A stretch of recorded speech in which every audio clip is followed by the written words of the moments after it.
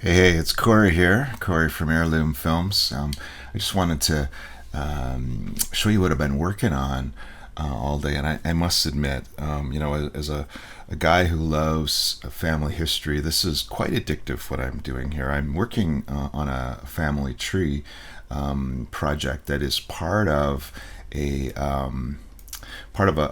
life story family history film.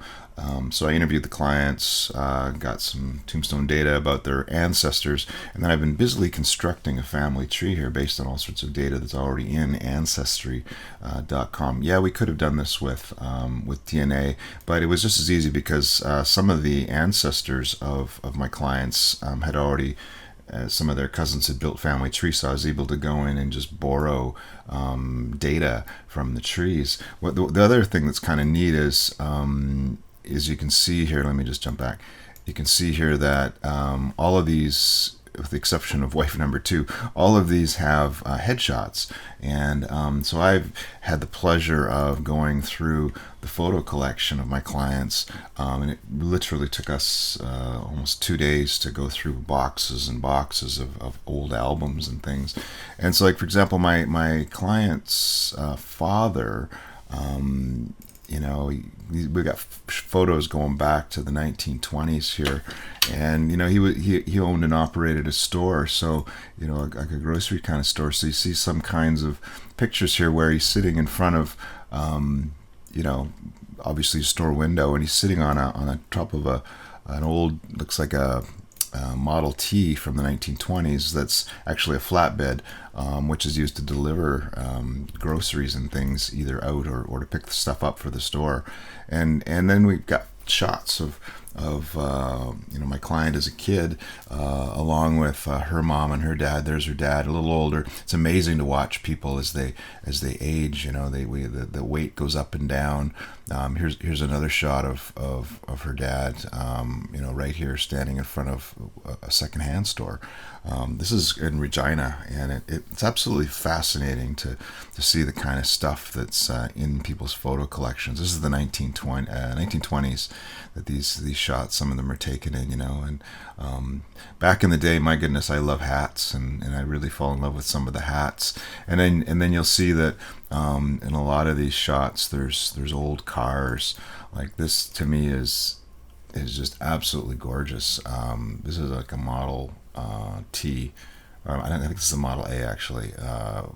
Back in the late 1920s, and just a gorgeous thing. This is almost brand new. This car, you can see the tires, and it's just a gorgeous thing. So, I really love doing this kind of stuff.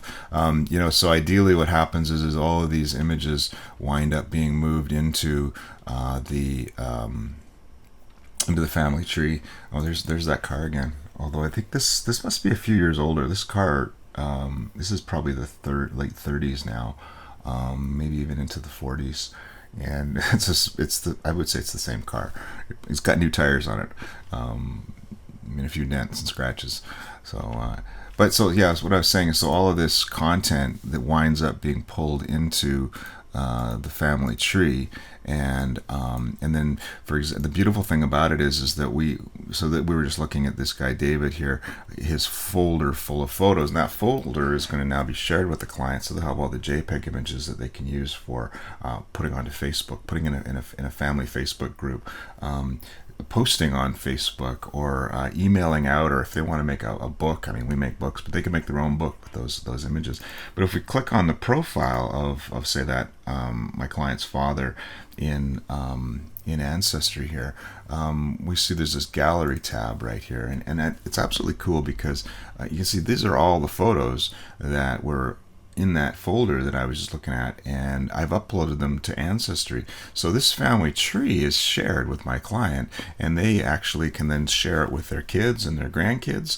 And so these photos now are preserved, and even more important, they're shareable in a way where we can actually tell some stories. And here's a classic example. This one photo, this is like a big family dinner photo. If it loads up eventually, here we go. Yeah, so here it's finally loads up, and it is a gorgeous listing of a bunch of people sitting around having a a family dinner, and it was printed up in some book or magazine at some point. So all the names are listed at the very bottom, and these names, all feed back to, and we've even tagged those people in that photo. So when we look at the tree, we can actually see that they've been, like, these are some of his wife's family are in that photo. Like, for example, Sarah over here, she's in that photo. So because we've tagged her, I hope this is true. Let me make sure I've done the tagging right. But when we go into hers and we click her gallery, then that photo should also appear. Yeah, there it is, because we've tagged her in that photo. So the one photo with multiple people in it ends up being shared across multiple persons' profiles on Ancestry. Beautiful thing. So you can see the interrelationship between families and sisters and siblings, their kids, their wives, husbands, all the cousins, and it's just a beautiful thing. So I'm really, as you can tell, I'm a little enamored by this. I can sit here and do this for literally days. It's fascinating to me. Here's a situation where I'm trying to resolve is this guy, my client's father, was married to, of course, my client's mother, but his parents had him and a sister and a brother, who each had, I'm trying to find out who his spouse is still, but there was a cousin, or actually it turned out the cousin was not a cousin, it was a stepsister. Her name was Hattie. She shows up in a bunch of pictures, and apparently my client's grandfather had an other wife. I'm presuming it's wife number 2 who came after wife number 1, and then there's Hattie, the product of that second relationship. I think there was actually a couple other siblings that came out, so they're half siblings, stepsisters and brothers, if you will. So it's fascinating to sort of see these lines get drawn out and how families sort of coexist together.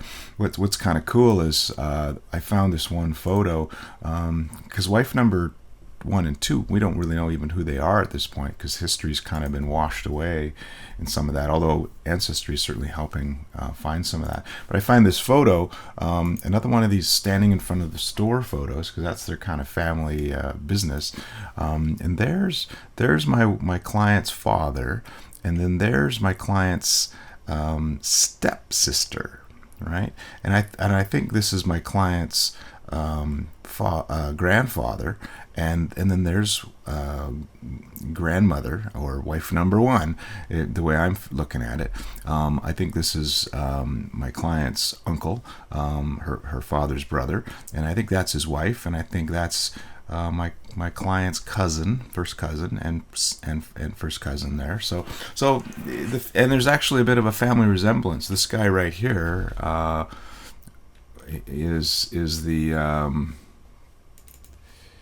he is, the Zadie, or the grandfather in this family, and then the grandmother. And so when we go back to the tree, and when we compare these photos together, and this is the part I just find absolutely fascinating. Is, so here he is. Here's my client's father, and then there's his father, and then wife number 1. But when we go and we look at him, I've mapped him up to these photos as well. So we load him up. There we go, profile, and go into his gallery. You take a look now. So we've got this guy, which we just saw, and here wearing that hat, and I think that's a mustache. That guy, and then so when we jump back to his profile, the profile I've tagged him in, here's this other shot of him. And that's the same guy. That is totally the same guy. Different hat. It's a bowler hat he's wearing there. Different shirt, different jacket for sure. Standing in front of a store again. I mean, they can see the shelves in there with the wares on it, right? And there's a tire, So it's that's the same guy. And I just love going through these albums and sort of recovering the ancestors and being able to put them together so we can start to see their lives, just a glimpse into who they were. That's the same guy. And then look at it, he's standing in front of 2-for-1 shoe polish, Kellogg's cornflakes, Robin Hood flour. This is their store in Regina. So I'm Cory, and one of the things I love to do is family history. I produce books and films that become inspirational keepsakes for the grandkids, and you know what, the great grandkids who aren't even born yet. So where's all your old photos?